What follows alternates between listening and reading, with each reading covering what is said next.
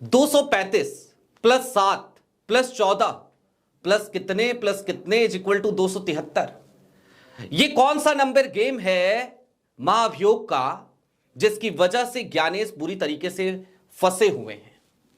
और इस number game में यदि विपक्ष कुछ नहीं भी कर पाता है तो भी कैसे एक बड़ी जीत की तरफ अपने आप इंडिया गठबंधन बढ़ जाएगा?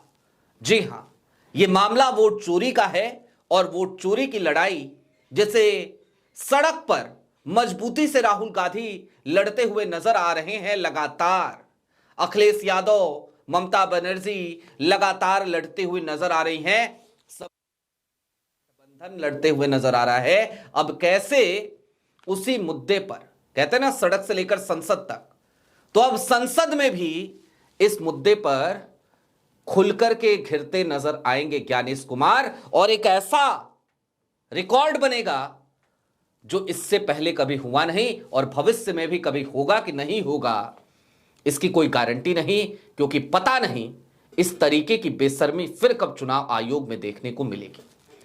सारी बातें जरा विस्तार से करेंगे। नमस्कार, मैं स्वप्निल और आप मुद्दा देख रहे हैं। दोस्तों, आगे बढ़े उससे पहले वही छोटी सी अपील। मुद्दा इन दिनों एक गंभीर आर्थिक संकट से जूझ रहा है। एक तरफ हमारे मेन बैंक अकाउंट्स फ्रीज चल रहे हैं, तो दूसरी तरफ हमारे 2.5 साल पुराने चैनल को हमसे लंबे समय तक छीन कर रखा गया था। ऐसे में डे टू डे ऑपरेशंस में मुद्दा को काफी मुश्किलों का सामना करना पड़ता है। लिहाजा आपसे गुजारिश है, यदि आप चाहें तो स्क्रीन पर दिख रहे क्यूआर कोड या फिर के नीचे दिख रहे यूपीआई नंबर के जरिए मुद्दा की छोटी छोटी मदद जरूर कीजिएगा, ताकि हमारी बेबाकी यूं ही बरकरार रहे। अब आगे बढ़ते हैं। यह खबर तो आप तक आ गई होगी, लिहाजा कोई खबर आपको आज मैं फिर से दिखाऊं, कोई रिपीटेशन करूं, उस तरफ जाना मैं बेहतर नहीं समझता, और मुझे लगता है इसकी जरूरत भी नहीं है आपको क्यों ही बोर करना।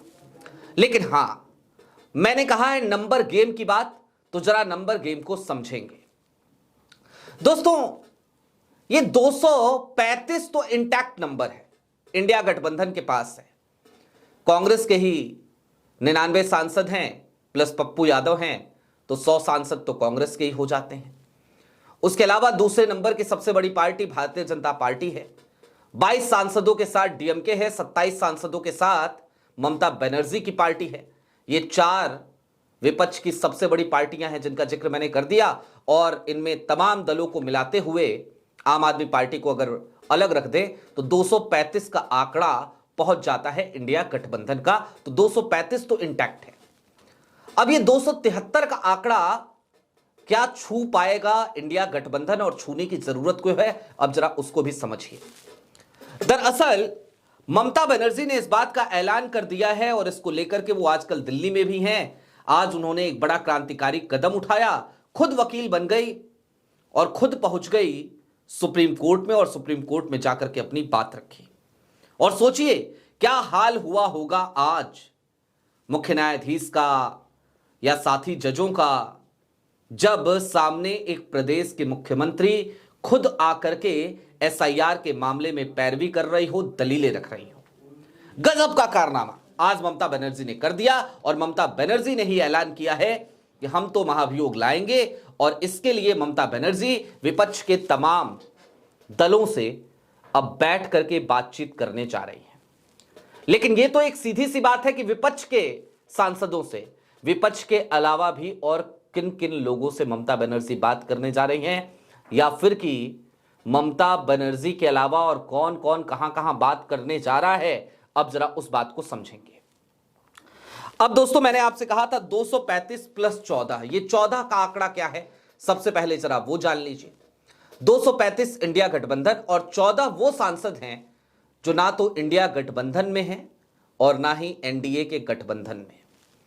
जैसे वाईएसआरसीपी है, 4 सांसद है उसके, किसी गठबंधन में नहीं है जगनमोहन रेड्डी। हालांकि उन्होंने उपराष्ट्रपति के चुनाव में एनडीए का समर्थन कर दिया था, लेकिन एनडीए का समर्थन जो किया था, क्यों किया था, यह भी आप बेहतर समझ सकते हैं। जाहिर सी बात है, एनडीए का समर्थन करना मजबूरी है, फाइलें लटकी हैं, तो उनके भी 4 सांसद हैं। असदुद्दीन ओवैसी हैं, एक ही सांसद है उनका, वो खुद, लेकिन जाहिर सी बात है AIMIM वो किसके साथ रहेगा आप बेहतर जानते हैं। और इसी तरीके की पूरी 14 की फहरिस्त देखेंगे तो उन सब में चुनाव आयोग से हर कोई आपको त्रस्त नजर आएगा। तो 14 का आंकड़ा तो वो है जिसकी पूरी उम्मीद है कि वो विपक्ष के साथ कम से कम इस लड़ाई में खड़ा नजर आएगा। अब आप देख रहे होंगे 7 सांसदों का आंकड़ा। ये 7 सांसदों का आंकड़ा क्या है तो जरा ये भी समझिए। ये 7 सांसद उस पार्टी के हैं जो आज की तारीख में NDA का घटक दल तो है, लेकिन BMC चुनाव के बाद और उससे पहले से भी लगातार दरारें पैदा हो रही हैं। आप समझ गए होंगे बात महाराष्ट्र की हो रही है और ये सांसद हैं एकनाथ शिंदे के, और वहां पर बातचीत का क्रम जारी है।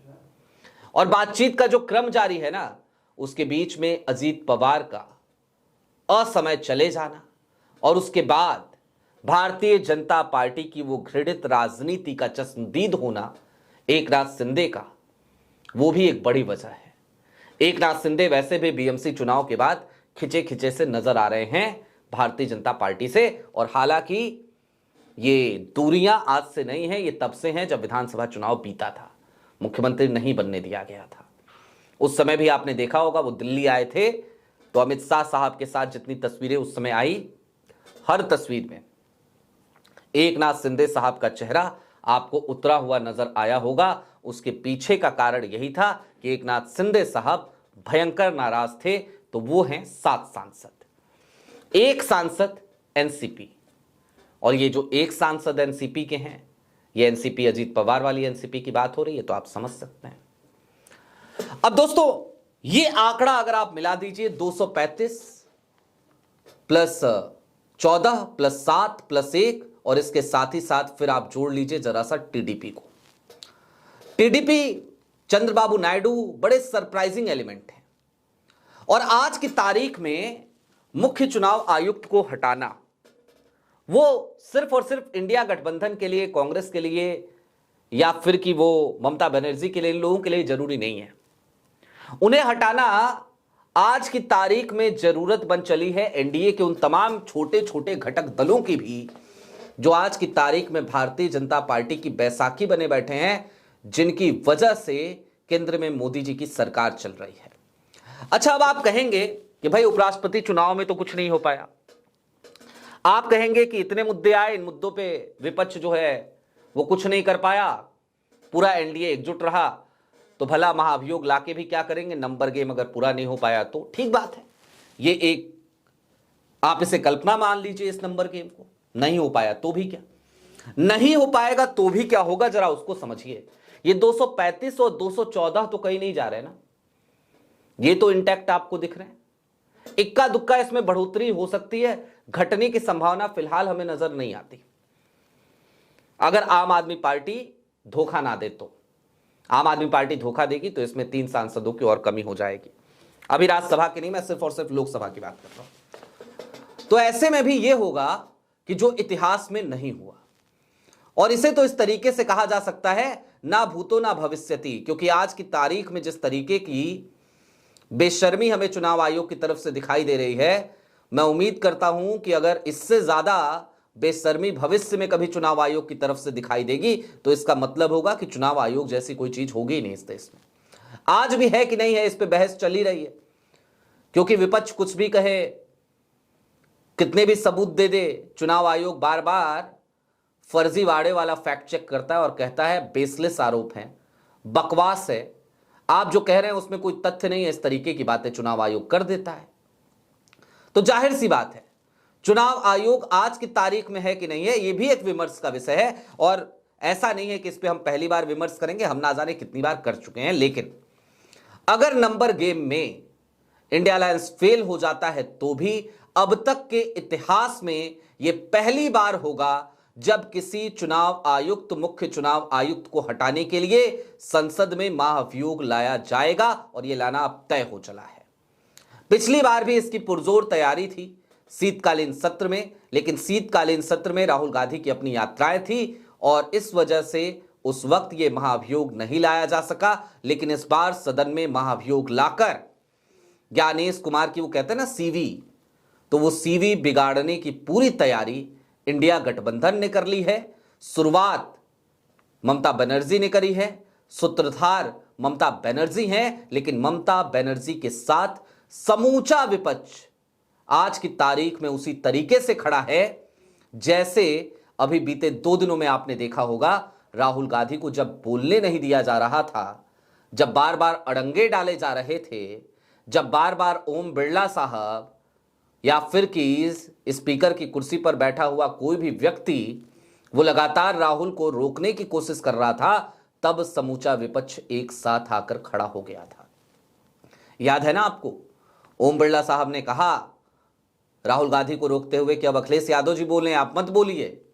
तो अखिलेश यादव ने कहा नहीं, नेता प्रतिपक्ष कुछ बोल रहे हैं और बड़ा महत्वपूर्ण विषय है, और राम मनोहर लोहिया या फिर कि नेताजी मुलायम सिंह यादव सब कहा करते थे चीन से सावधान रहने की जरूरत है, तो ऐसी कोई बात है तो नेता प्रतिपक्ष को सुना जाना चाहिए। यह बात अखिलेश यादव ने कही। और अगले दिन जब राहुल गांधी फिर से बोलने के लिए खड़े हुए, फिर से नहीं बोलने दिया गया, तो उसके बाद स्पीकर ने जब विपक्ष के नेताओं का नाम लेना शुरू किया अलग अलग पार्टी के, तो सबने एक साथ वॉकआउट कर दिया, कह दिया कोई बात नहीं, राहुल गांधी नहीं बोलेंगे तो हम भी नहीं बोलेंगे, ये विपक्षी एकता है।